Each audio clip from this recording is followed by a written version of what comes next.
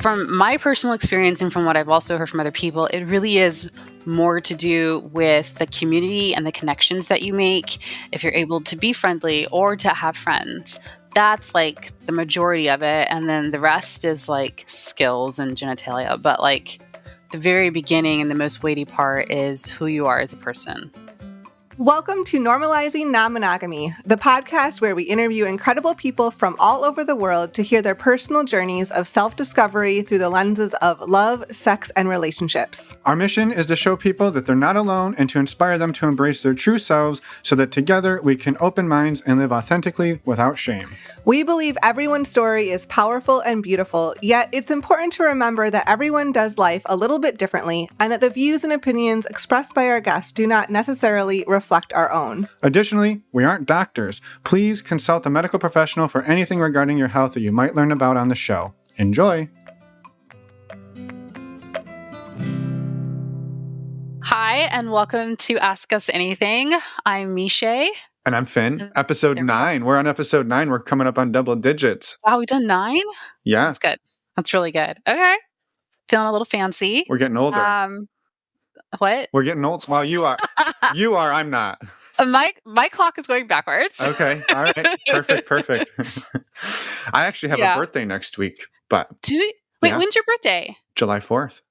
July 4th? Mine's June 26th. I'm a couple days before you. So yours is like right now. Yeah. Well, happy birthday. Happy birthday to you too. Look at us being all twinsies almost. I like it. And looking at us learning each other right here live on the podcast.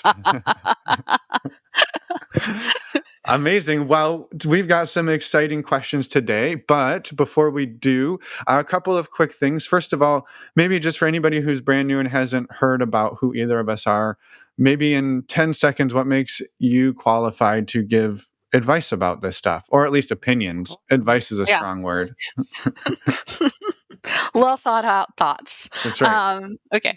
I am a licensed marriage and family therapist. I've been in my own E&M journey since 2019 and have learned a lot, messed it up a lot. Also, I think that's mostly it. I'm also a life coach for Expansive Connection. If you want to head over there and take a look at our offerings and our ability to coach people. We're a pretty dynamic team. And I've been doing all of this since 2018. Wonderful. And on my end, also links to everything you just kind of mentioned, Expansive Connection and all of that are in the podcast show notes for anybody listening. On my end, I've been hosting the Normalizing Non-Monogamy podcast for like 350 episodes, 6 years. So I've talked to a lot of people, got a lot of anecdotal evidence, and also Emma and I have been exploring non-monogamy since 2000. Officially 2007, but let's say we really got into it in like 2010. So almost 15 years we've been swimming in these waters with experiences from swinging to polyamory and a lot of in between. So excited to be here today. We got 2 questions about swinging, but not strictly. And also wanted to throw a request out there to all of you for questions for the July and beyond, but we'd love for you to send in some questions. You can send us a voicemail on our website under the Contact Us tab. Again, links will be in the show notes. And also in July, we're going to have a special guest. Dr. Marie Tuin is going to come on and help us answer questions about compersion. She just wrote a brand new book called What is Compersion? And you can find links in the show notes as well, along with a discount code to save yourself 25% off the book. So do that. It's amazing. I'm excited to meet her. Yes, Marie is amazing. Her and I co-host speed dating here in the East Bay every month. And so we just rocked that out last week. We had 75 people come out. That's really good. And we had a hell of a good time. So, yeah. Okay. All right. So on to our first question, perhaps. This one is, we decided to talk about penises first. Is that correct? Yes, that is what we decided. Yeah. Well, I would say if you're uncomfortable with hearing the word penis, cock, or dick, you're not going to enjoy the next 10 to 15 minutes because we got a lot of that coming at you. We're doing a disclaimer. We have a penis disclaimer on this episode. Yep. Okay. Penis disclaimer. All right. So this question. Oh, also for the person who sent this in, they emailed it. I tried to email you back and then it bounced. And then I tried like 3 different variations of your email and I could not figure it out. So here is your answer. Thank you for the question. Sorry, I Yes. couldn't email you back. All right. My question is, do men with larger genitalia fare better in the lifestyle? By this, I mean have greater overall success in attracting women in addition to their primary partner than someone with smaller or average-sized genitalia. All other things, looks, personality, etc., being equal. While I understand that I'm largely asking about anecdotal evidence and personal observation over the years, presumably you have formed an overarching opinion as whether the answer is yes or no. If the answer is yes, to what extent do you think this is a factor in a male's success or failure? Great question. Your good question. The long debated does size matter question. And I'm excited because we have a way to cheat at these. We can actually go to our community and get lots of anecdotal evidence. So we did that. We went in and posted this question and we got a whole bunch of comments on the question. So we're going to read through some of those. But first, before we do, Meshai, what's your opinion? You've explored swinging a bit. Yeah. I don't really think it matters as much as like society wise we like to give it weight. But there are size queens, like that term exists for a reason. So there are some people who just really do like a lot. And then there's some people who will look at that and be like, no. And it would be too much and they're okay with passing on that. And then I think someone in the comments said, what was it? It was boyfriend dick and vacation dick. Yep. Killed me. I laughed so hard. That was brilliant. Well, so the idea there is right that it was, so basically what he shared was somebody told him like last year that he has what they called boyfriend dick, which is the size that they could come to or wanted to enjoy all the time, versus the vacation dick, which maybe for this example was a little bit bigger, but maybe it's sort of like a treat that is not what they want all the time. There you go. There you go. Also, I wanted to say up front here, right, that we're not saying any size is better than any other. And I think, well, this will come through in some of the comments that people shared, because I think, as you said, like there's often this trope that bigger is better. Mm-hmm. And what we're about to talk about is that that's definitely not been the case for some of the people who responded. So, and I think also specifically for the lifestyle, from my personal experience and from what I've also heard from other people, it really is more to do with the community and the connections that you make. Mm-hmm. If you're able to be friendly or to have friends, that's like the majority of it. And then the rest is like skills and genitalia. But like the very beginning and the most weighty part is who you are as a person. Yeah. Yeah, well, actually, maybe that's one of the fun first comments I was going to read here, which is this came from somebody in our community again, just said, I'm not sure how someone with a bigger cock would have an advantage ahead of time unless you had a group lineup and compared all of them before pursuing someone. Otherwise, it's just a guessing game until you see it, or until you receive the dick pics, I suppose. So... Is this like referring to like a cock lineup? Yeah. Yeah, you line them all up and then you pick which one you want. Which I think is a valid point, right? Like how it's not super often that you see or you get to sort of window shop before you play. But I guess it can also happen in some of these spaces. You might be walking around naked and might get some attention that way. But yeah, I think generally speaking, you show up into these spaces and the first things people get to experience are your personality, the energy you're bringing to the party rather than like how big you are. Yeah. I agree. Maybe a couple other readings from the Book of Penis. Go for it. Book of Penis. This one was actually from one of the guys in our community. He said, I'm not sure if... Oh, he said, I guess I'll be the first to respond here by saying there is no advantage. I'm not sure if maybe there are other factors that would prevent me from having greater success. But as an individual with what is considered to be larger than average size, 7.5 to 8 inches, I can say I have struggles with meeting others in the lifestyle. I know it's not from lack of trying. There's plenty of effort on my part. But until I can build a community around myself that would help me sustain ongoing, consistent group around me, I will continue to have to work hard at it. So far, the struggle is there and is very real. No added advantage thus far. Okay. Which I think really confirms what you and I were just saying, that right, you can have the biggest cock on the planet, but if you aren't, there's more to it than that. Yes. There's much more to it than that. Yes. And I think then it gets confirmed here by quite a few people. This person said, this is somebody who uses she, her pronouns. She said, for me personally, it would be no advantage or disadvantage. I don't choose my partners based on size. And I generally know nothing about their penises at first, which again, I think is kind of reaffirming what the other person said a few minutes ago. Next one says here, all cocks are delicious if the people they are attached to don't suck as human beings. I will gladly suck on a tiny soft cock with the right person whose focus is on good sex and connection. I'm turned off by a man's preoccupation with his size, erection capacities, etc.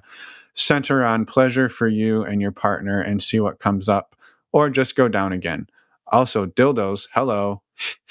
So, yeah, bringing in the idea. Well, and this person then says as well, I'd also like to add that a penis is not the only way to provide pleasure, and that the size of someone's penis does not determine what they're able to do with their hands and mouth.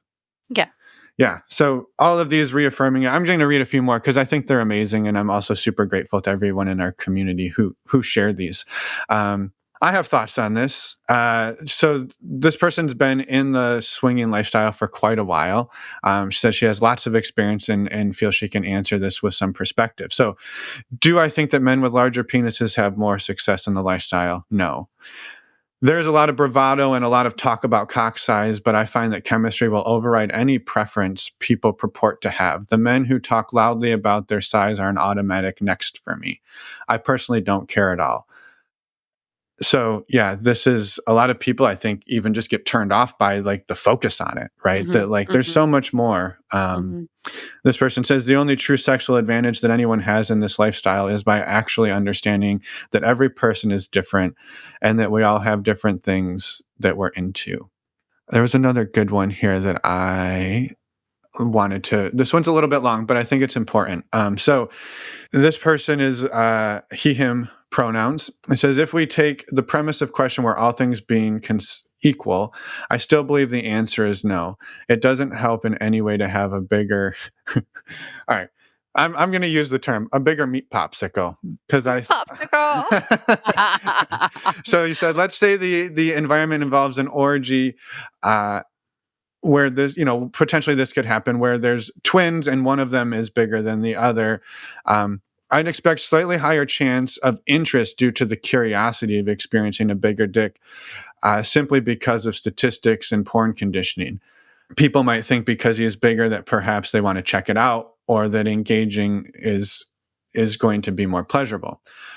Then he says, contrary to popular belief, bigger isn't better. And this is where I can add my personal experience. As a moderately above average dick owner, it has been problematic. I can't engage in spontaneous sex without lube. Quickies are out of the question, as there needs to be lots of foreplay and warming to warm things up.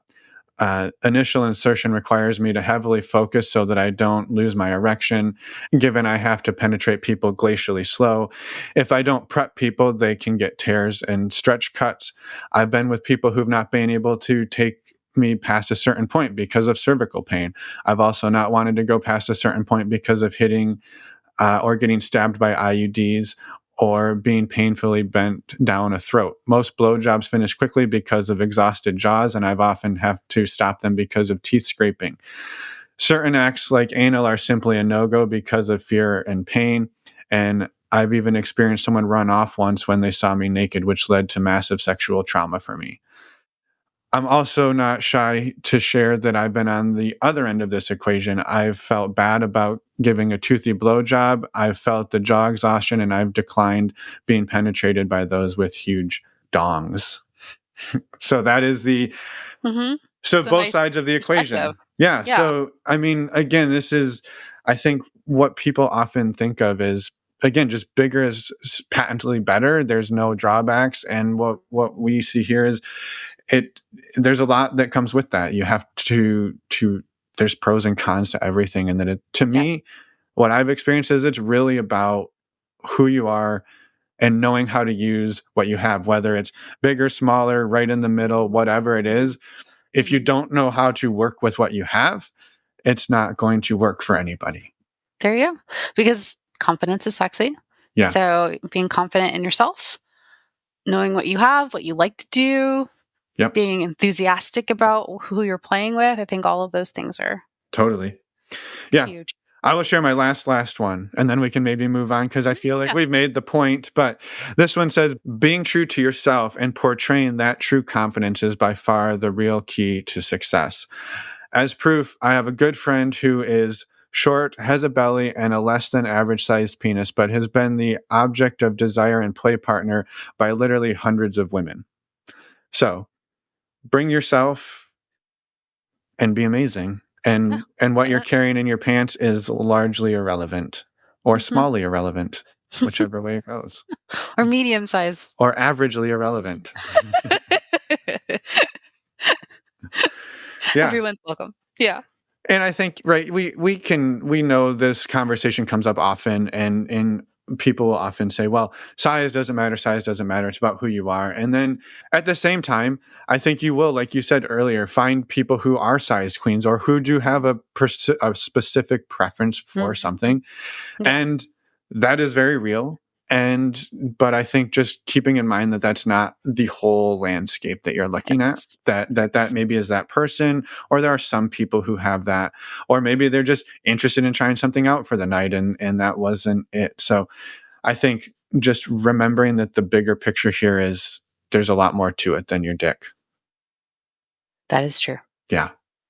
Hopefully All right. That brings like joy and comfort. Some people might be like, "Aw, it's sad." Yeah. Sometimes that happens, and it's okay. Yep. Yeah. All right. Well, do you feel satiated? Do you need to say penis, cock, or dick anymore before we move on to the next question? No, I think we've like covered the whole spectrum. I think we're good. How about meat popsicle? Popsicle? Okay, we might need to say meat popsicle one more time. That was actually really good, though. All right. On to our next one. My question is regarding being in a quad. Long story short, we started swinging in December, and the very first couple we met had an instant, very strong four-way connection with. After our first play date, we became exclusive. The couple that we are with have been swingers for about 10 years, and there's been some discussion about the husband and I swinging together as an extension of our four-way relationship. Do you know of other couples who do this? Is that weird? What are the pitfalls? Can it be done without destroying what we have now? In some ways, I feel like we just got into it and now I'm back at square one. And I think the husband of the other couple really misses swinging. However, my husband and the wife of the other couple are super solid and have no desire to play with anyone else at all besides spouses, of course. So, quad questions, Meshai. Yes. Quad plus swinging. Quad plus swinging. That's a little intense. It has potential. It has potential to be intense. So maybe the first question that came up was, do we know of other couples who have done this? Yes. So you're definitely not alone. And there are the people who have done this as well. And, you probably have already thought about this, but I just want to state again that when you open it back up, it's a lot of moving pieces. So it's like you and your partner, then it's you all in the quad, and then it's now the quad opening up. So all of the things you had to process through and go through just for you and your husband to be able to open up is the same thing that you and the quad are going to have to do to open up again. Yeah.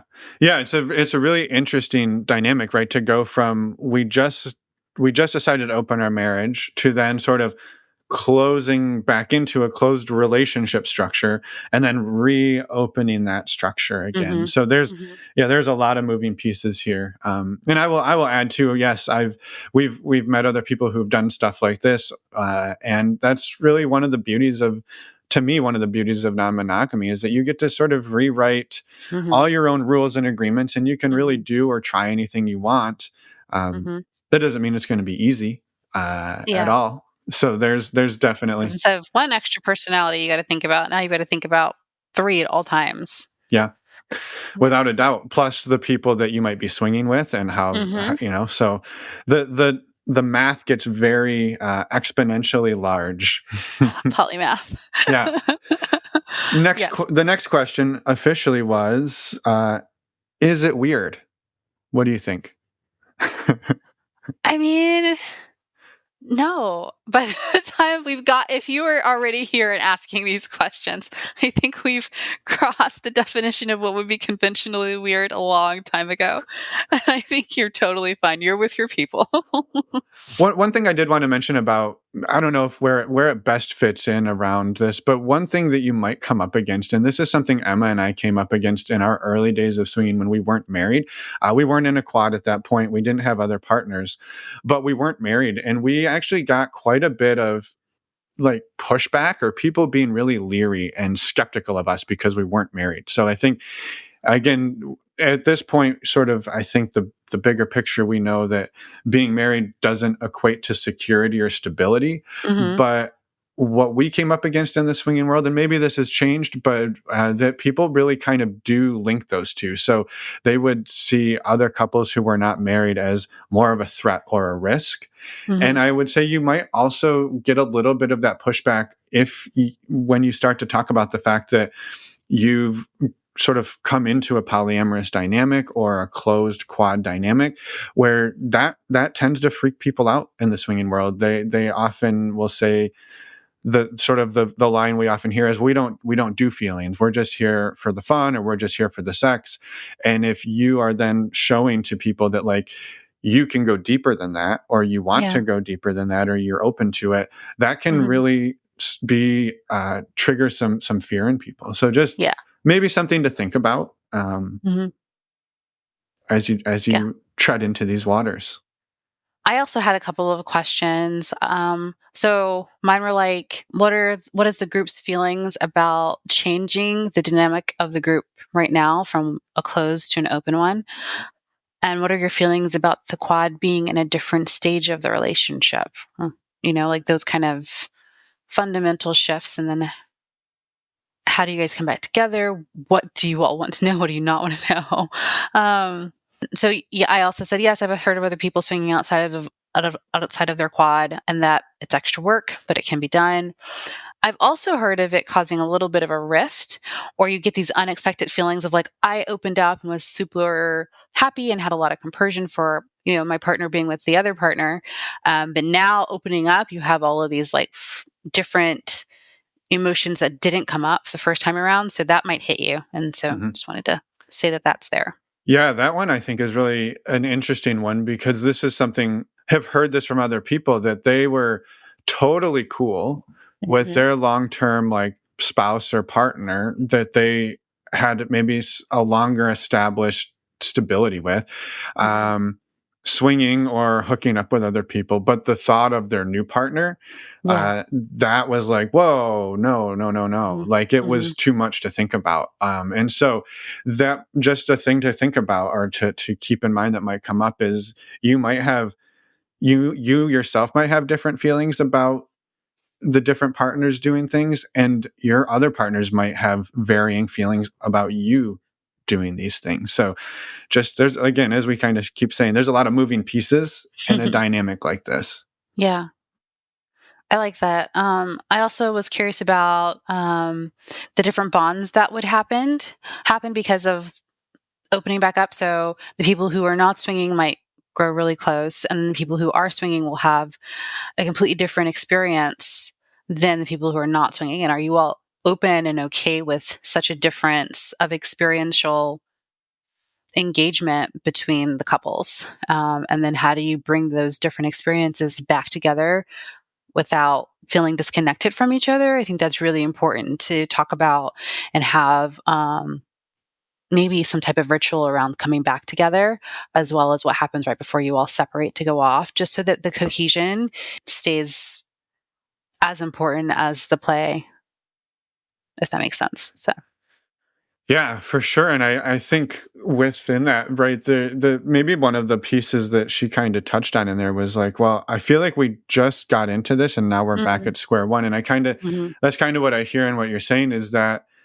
you know, you this one the couple who wrote in, mhm, this was their first experience. And now if she's having swinging experiences with somebody else, again, there's nothing wrong with this, but just to think about the fact that those formative, quote unquote, formative swinging experiences you'll be having with somebody who you didn't actually get into swinging with initially. So it's just, yeah, again, nothing wrong with that and not trying mhm, to judge any of this at all. That's just, these are some things to think about and some emotions that we kind of predicted could come up. yeah, Not that they will or that you've done anything wrong, but just mhm, mhm, things that just in maybe case. weren't top of mind. Yeah.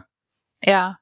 Because you definitely, if you have an experience like feeling inadequate or like not good enough, and then you open back up and you're like, I have never had any of these feelings before, and now they're like popping up, and I feel really awful about it. It might not happen, but if it does, just want to normalize that this actually happens for a lot of people, and that you're in good company Yeah. Yeah. around that. Right. Right. There was a question too in there of can this be done without destroying what we have or what they have? Mhm. I wrote on this one, I'm not really sure, but I would say no. And I think the thing that I would caveat that with is rather than thinking of it as like destroying or destruction, that Mhm. you can do these changes slowly, methodically, and sort of as a team rather than just saying we're just going to blow it up, right? And I know they weren't Yeah. saying we're going to just blow it up, but I think the reality for me is anytime you start to change the dynamic, right? When you opened your marriage the first time to say we're going to go swinging, like you have fundamentally changed your marriage, right? There's no going back to a day when you weren't or hadn't had a swinging Mhm. experience. So Mhm. just by the definition of you doing new things like this, your partnership is going to change and the Yeah. quad dynamic will change. But Mhm. I think the difference is that doesn't have to be destructive or destruction, but change will definitely be happening. Yeah. Yeah. Yeah. So what do you want the change to look like? How much change can you hold? And what do you not want to change? And being really honest with each other about that is important. Yeah, and how fast, right? Like Mhm. that, I would Yeah. say slowing down on this, really thinking about how you're gonna move through these changes. What do they mean? Taking Mhm. some time to process them and being really curious and talking about what's going on, what's changing, and are there feelings that are happening that maybe aren't coming to the surface? Because that can be a scary thing Mhm. when you start to catch the feelings and you're like, well, we were going to be swingers, we weren't going to have feelings, and now all of a sudden you start to have them. It can be scary to talk about them, Yeah. and if they're hanging out in the background or under the surface and they're impacting things but they're not being talked about, that can be really really tough to navigate. So I would just encourage you all to talk very openly and honestly about what's going on, because you're going to be going through a lot of changes. Just you are. Yeah. Yeah, it's a big dynamic shift from like, mm, because like for some people the quad gets so tight that it feels like a equal and just as important relationship as the original two. And so when and if that does happen, when you open up, you then have certain emotions that get even more amplified. And so trying to figure out how do we talk about this? Like, how do we make sure that, I'm not stuffing my emotions for the better of the group, Mhm. because that won't work either. You have to be honest and need to have safe spaces to talk about how one person's viewpoint might be different than the rest of the group's viewpoint, and that's welcome too. Yeah, which under my section of quad pitfalls, which was the sort of the last question that she posed, is what you just said there, I think is what I feel is one of the harder or hardest parts about being in a quad is that there's quite a few, but one of them is that idea that maybe I'm feeling something different than the quad. And right, if you're in a standard, whatever the hell that is, dyadic partnership, right? It's you talking with your partner and being like, okay, here's how I feel, here's how you feel. It's sort of one, not that you should be working against each other, but it's sort of one-on-one versus if you're like, I think we should rent the blue car and everybody else is like, we should rent the pink car. There's a lot of pressure, even if it's just perceived to keep up or keep going, to conform, to push past your boundaries. And so really keeping that in mind as you go through this, that like checking in with yourself, is this what I want to be doing? How do I want to be doing this? What does this mean for me? Because you may at some point, and likely will at some point, stray or have a different opinion than the other three people in the dynamic.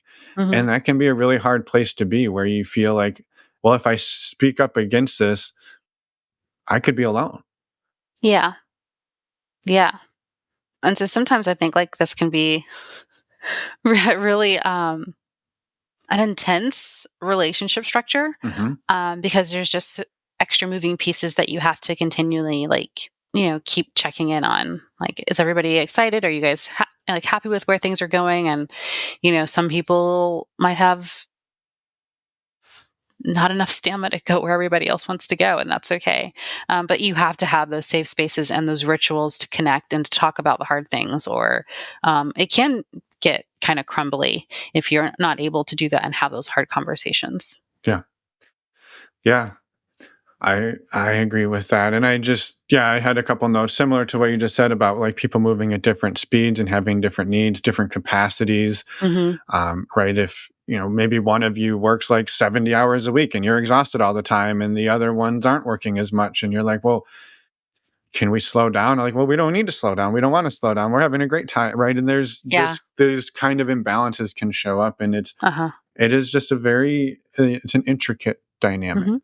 The quad dynamic. Yes. So, and all the relationships in the quad are super important. Even the non-sexual ones or the ones where you're just like emotionally connected, they're all equally important. So, it's very important to nurture all of them while you guys are also swinging and having different experiences. Yeah.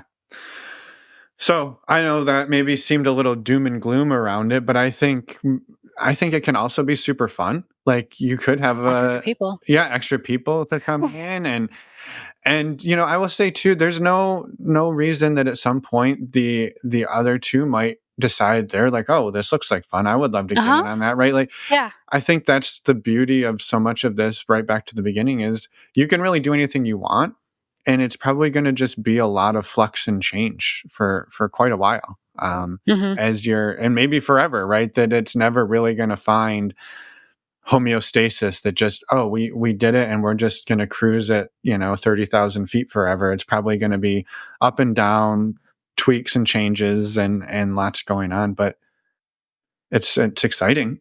It's an exciting place to be. Yeah.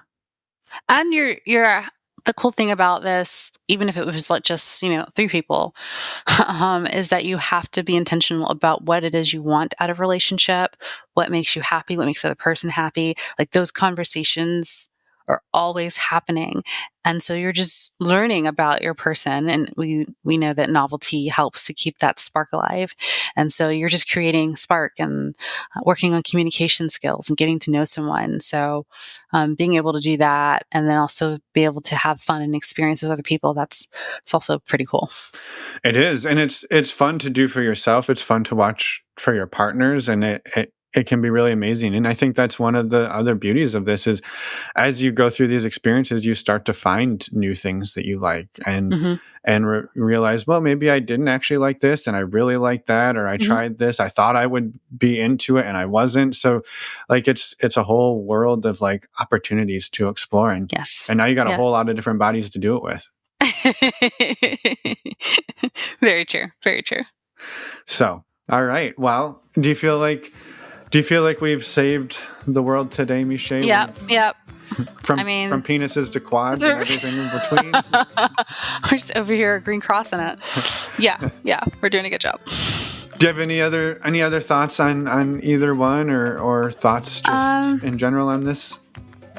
No, I thought they were both really good questions. I think size comes up a lot for people, and it's a yes and a yes all the way around. Yes, size does matter for people that it matters to, and for people that it doesn't, it's all about your personality and what you're bringing to the table. And for quads and swapping, more talking, all the talking, remembering why you're doing all of this in the first place and that it's fun. Mm-hmm. Yeah. Fun, connective, and a lot of opportunity for personal reflection and growth and understanding. And yeah. Never a dull moment. I like that about this, though, right? Yeah. And these questions are awesome. So thank you guys so much for bringing them in and for asking them. I think that there are questions that everybody else wants answers to as well. So. Yeah, totally agree. And looking ahead again to next month, we'll be back at the end of July. So we'd love for you, as you're listening to this on your road trips around the U.S. over the 4th of July, or maybe you're just buried in a heat dome, sweating in front of the air conditioner. We would love your questions. Opening the refrigerator. That's right, living in the fridge. We love your questions, and we would love if you have one or two or three about compersion.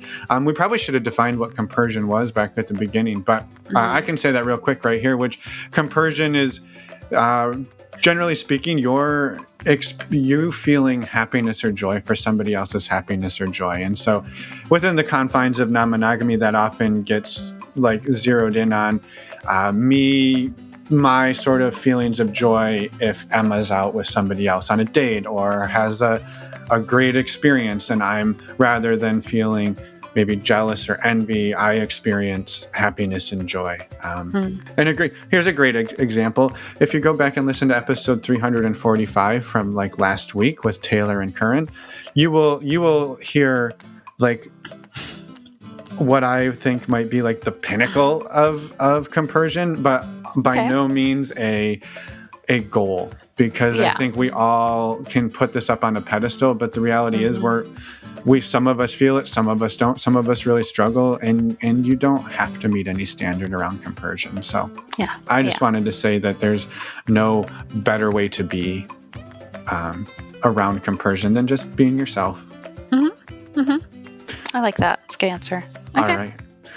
Until next month, I suppose, remember you can find more information about how to reach out to Meshai and work with Meshai in the podcast show notes and at expansiveconnection.com. And you can reach out to both of us via our contact page. Send us an email, send us a voicemail. We'd love to hear from you. We'd love to have your question on. And if you have comments on our answers, we would love to hear those as well. So it's always fun to hear people tell us that they enjoy these episodes. Yeah, that's cool too. All right. Any last final thoughts, Meshai, or should we hit the road? Happy 4th, everyone. Be safe. Happy birthday to you. Happy birthday to you as well. And we'll come back together another year older next month. That sounds like a plan. All right. All right. We'll see you then. Okay. Bye.